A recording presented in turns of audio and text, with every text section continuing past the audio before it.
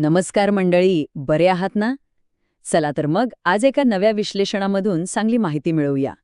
इयत्ता चौथीची शिष्यवृत्ती परीक्षा जवळ येतेय आणि बऱ्याच जणांच्या मनात हा प्रश्न असतो की तयारी नेमकी करायची कशी.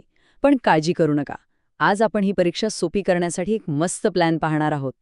चला सगळ्यात आधी एका महत्त्वाच्या प्रश्नाबद्दल बोलूया, जो अनेक विद्यार्थी आणि पालकांच्या मनात असतो. ही चौथीची शिष्यवृत्ती परीक्षा खरंच अवघड वाटते का? अजिबात काळजी करू नका, कारण ती तशी वाटायला नको. आज आपण यशाचा एक अगदी सोपा आराखडा पाहणार आहोत. चला तर मग सुरुवात करूया. तर आज आपण काय काय बघणार आहोत? सगळ्यात आधी परीक्षेचा आराखडा समजून घेऊ. मग प्रत्येक पेपरमध्ये काय आहे ते पाहू, एक खास स्ट्रॅटेजी शिकू आणि शेवटी एक फायनल चेकलिस्ट बघू. तर मग सुरुवात करूया पहिल्या भागापासून, परीक्षेचा आराखडा. कोणतीही लढाई लढण्याआधी तिचं मैदान कसं आहे हे माहीत असणं महत्त्वाचं असतं, नाही का? हे बघा, परीक्षा 2 मुख्य पेपर्समध्ये विभागलेली आहे, पेपर 1 आणि पेपर 2. आणि सगळ्यात इंटरेस्टिंग गोष्ट म्हणजे दोन्ही पेपरला सारखेच प्रश्न, सारखेच गुण आणि तितकाच वेळ आहे. याचाच अर्थ दोन्ही पेपर्सना आपल्याला सेम महत्त्व द्यायचं आहे. हा आकडा लक्षात ठेवा. प्रत्येक पेपरमध्ये असणार आहेत 75 प्रश्न. याचाच अर्थ प्रत्येक प्रश्नाला मिळणार 2 गुण, म्हणजे प्रत्येक पेपर झाला एकूण 150 गुणांचा. आणि वेळ मिळणार आहे प्रत्येक पेपरसाठी 2.5 तास. म्हणजे सगळ्यात महत्त्वाचं काय तर टाईम मॅनेजमेंट. ओके, आता जरा पेपर 1 मध्ये डोकावून बघूया. म्हणजे मराठी आणि गणितामध्ये काय आहे ते पाहू. मराठीमध्ये तुमचं भाषेवरचं प्रभुत्व तपासलं जातं.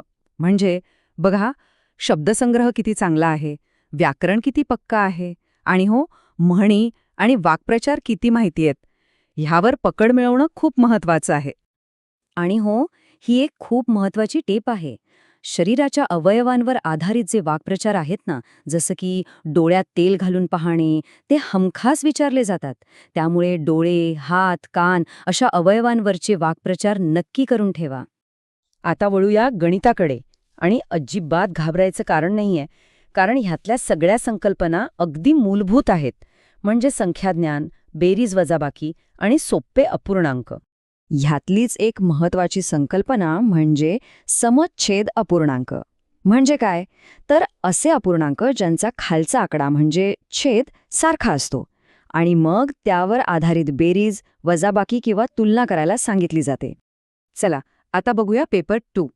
हा पेपर तुमच्या तार्किक क्षमतेची म्हणजे बुद्धिमत्तेची चाचणी घेतो.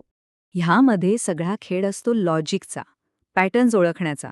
म्हणजे संख्या मालिका पूर्ण करा, दिशा ओळखा किंवा गटात न बसणाऱ्या शब्द शोधा, अशा प्रकारचे प्रश्न असतात.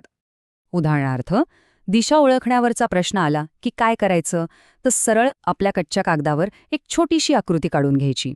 मार्ग काढणं एकदम सोपं होऊन जातं. ओके, आता लक्ष द्या. आपण आता या विश्लेषणाच्या सगळ्यात महत्त्वाच्या भागावर आलोय. ही एक अशी सिक्रेट स्ट्रॅटेजी आहे ज्यामुळे तुम्हाला जास्त गुण मिळवणं सोपं जाईल. हे बघा, परीक्षेतले सगळेच प्रश्न सारख्याच पातळीचे नसतात. ते 3 भागांमध्ये विभागलेले असतात. 30% सोपे, 40% मध्यम आणि फक्त 30% कठीण. याचा अर्थ काय होतो माहितीये? तब्बल 70% पेपर हा सोपा ते मध्यम असतो. हेच तर आपले हक्काचे गुण आहेत. इथेच आपल्याला स्कोर करायचा आहे. आणि हे नेमकं कसं दिसतं तर बघा, सोपे आणि मध्यम प्रश्न हे थेट तुमच्या अभ्यासावर अवलंबून असतात. पण कठीण प्रश्नांमध्ये मात्र थोडा जास्त विचार करावा लागतो. एकाच वेळी 2-3 गोष्टी लक्षात घ्याव्या लागतात. त्यामुळे आधी सोप्या आणि मध्यम प्रश्नांवर लक्ष केंद्रित करणं जास्त फायद्याचं ठरतं. चला तर मग आत्तापर्यंत जे काही पाहिलं ते सगळं एका छोट्याशा चेकलिस्टमध्ये मांडूया. म्हणजे जाता जाता महत्त्वाचे मुद्दे लक्षात राहतील. ही आहे तुमची फायनल रिव्हिजन चेकलिस्ट. यात सगळ्यात महत्त्वाचं काय आहे तर तो 70% नियम लक्षात ठेवा. आधी सोपे आणि मध्यम प्रश्न सोडवा. आणि वेळेचं गणित जुळवण्यासाठी सराव पेपर सोडवणं खूप खूप गरजेचं आहे.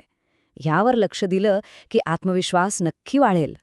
तर मग या सगळ्या तयारीनंतर ही परीक्षा आता अवघड नाही तर एक आव्हान वाटते, नाही का? आणि ह्या आव्हानाला सामोरं जाण्यासाठी तुम्ही आता पूर्णपणे तयार आहात. जर तुम्हाला हा व्हिडिओ आवडला असेल तर नक्की सबस्क्राईब करा, शेअर करा आणि तुमचा अभिप्राय नोंदवा.